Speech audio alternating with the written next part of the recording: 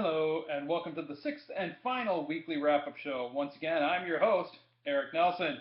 This week, we will be talking about two concepts that I found to be the most interesting from our seminar 5 Readings and Interactions. Those subjects are: how does establishing a climate of trust assist the team? And list the 7 tips for leading group discussions. Which do I feel is the most beneficial? Let's start off with listing the 7 tips for leading a discussion. 1, initiating the discussion. 2 is structuring the discussion. 3 is equalizing opportunity to participate. 4, stimulating creative thinking. 5, stimulating critical thinking.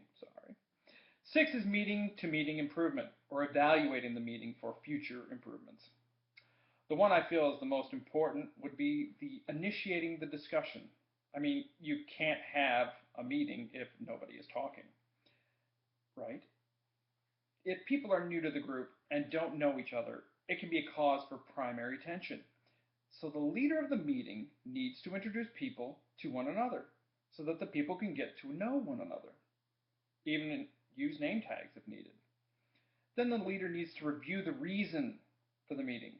Some meetings are pointless. But then let them know what he hopes to get out, and they should hope to get out of the meeting. Hand out an informational pamphlet containing the agenda. Then decide the roles that people will need to be responsible for, and whether they are permanent roles or rotational roles. Then members should decide how to discuss and make decisions in the future, and how they will be dealt with, such as majority rule or consensus. Then finally, get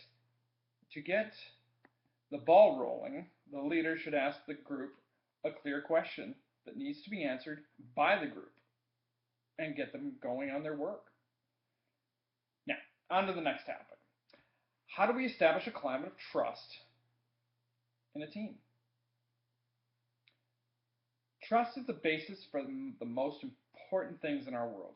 We trust that the bus will be on time. We trust the alarm clock to go off in the morning so that we aren't late for the bus, so we can get to work or school.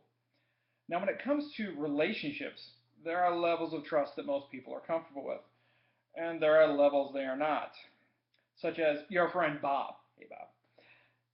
You know him your whole life, and you trust him with your life because he's Bob. So if Bob asks you to borrow some money until payday, you trust Bob to pay you back because you know him, his personality, and since you've known him your whole life, you know where he lives, so you can get your money back. But would you trust to give money to a complete stranger and know that you would get it back just because they said they would give it back? I don't think so. Familiarity and interpersonal history breeds levels of trust. As leaders of groups, you must ensure that a level of trust is reached in your groups so that they may effectively work together to accomplish the goals that they're there to do. If people get to know each other, they tend to become more familiar. And then through this social interaction, trust is built. And then teams can come together and work effectively and efficiently.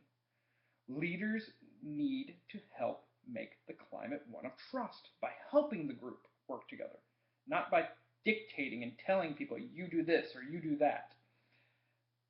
Dictating doesn't do anything but breed fear. But if you help people come together and feel that they have the freedom to express what they really feel, that is the best way for a group to open up, feel comfortable, and trust one another. Well, that's all the time we have for this final edition of the weekly wrap-up show, Seminar 6. It's been fun. Good night, everybody.